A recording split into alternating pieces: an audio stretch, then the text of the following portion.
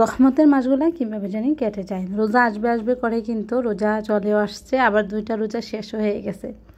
আসলে রোজার মাসটাতে কিন্তু খুবই ভালো লাগে, যদিও কাজ বেশি থাকে, তারপরে একটা শান্তি লাগে, আনন্দ লাগে।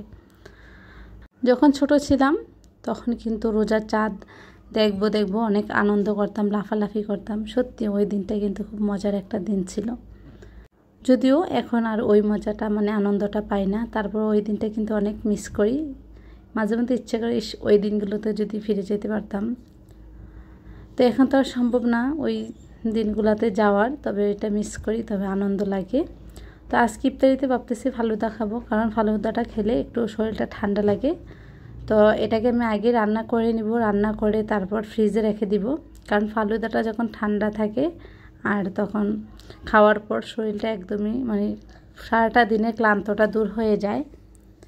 তো এই তো আমি কিন্তু অল্প করে আজকে এখানে সাবুটা রান্না করতেছি, কারণ যেন ইফতারিতে খাওয়া হয়ে যায়, থাকলে পরে একদমই খাওয়া হয় না। আর রোজার মাসে কিন্তু এমনি খাবার বেশি একটা ইফতারি করার পর কোনো খাবারই ভালো লাগে না। তো আমি সাবুটা রান্না করে ফ্রিজে রেখে দিছি ঠান্ডা হওয়ার জন্য।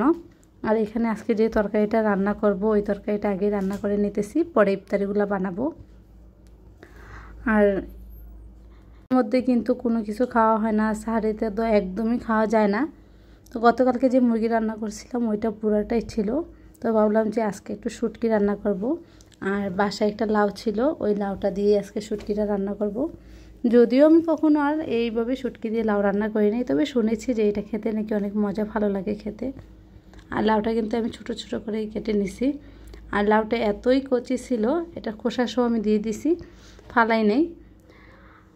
তো আসলে আল্লাহ তাআলার রহমতের মাসগুলোতে যদিও খাবার না খেতে পারি, তারপরেও কিন্তু খারাপ লাগে না, পেটে কোনো খিদা লাগে না। অন্য সময় কিন্তু একটু বাইরে গেলেই একদম ক্লান্ত লাগে, তারপর পানি পিপাসা পেয়ে যায়। কিন্তু আমার কিন্তু প্রত্যেক দিনই মেয়েদেরকে স্কুলে 4 বার আমার যেতে হয়, তারপরেও কিন্তু কোনোই পানির পিপাসা লাগে না, বা যদি একটু খারাপ লাগে কিন্তু পানির পিপাসা একদমই লাগে না। তো এই তো আমি কিন্তু লাউটা রান্না করে নিয়েছি, আর মুরগি তরকারিটাও একটু গরম করে নিলাম।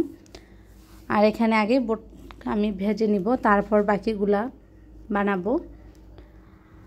তো এই তো, আর সব কিছু কিন্তু আমি অল্প অল্প করেই বানাই, কারণ আমার বাসায় যেহেতু মানুষ কম। তবে আমি আলুর চপটা একটু বেশি করে বানাই, কারণ আমার কাছে আলুর চপ ভালো লাগে, আমার মেয়েরাও পছন্দ করে। আর আজকে আমি কোনো ডাল বাটি নাই, এই ডাল বাটাটা আমার ফ্রিজে ছিল, তো আজকে ফ্রিজে যেটা ছিল ওইটা দিয়েই বানাই নিলাম।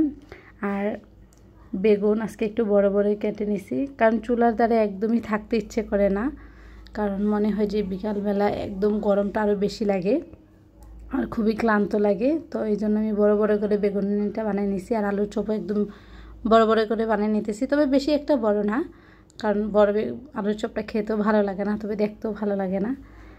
তো এই তো আমি সব কিছুই শেষ করে তারপর এখন সব কিছু রেডি করতেছি। আর ফালুদার মধ্যে এখন আমি ফলটা দিয়ে দিব, সাজিয়ে নেব। আর আমার কাছে কিন্তু স্ট্রবেরি খুবই পছন্দ, কার কার স্ট্রবেরি পছন্দ অবশ্যই জানাবেন। তো আলহামদুলিল্লাহ আজকের ইফতারি রেডি হয়ে গেছে।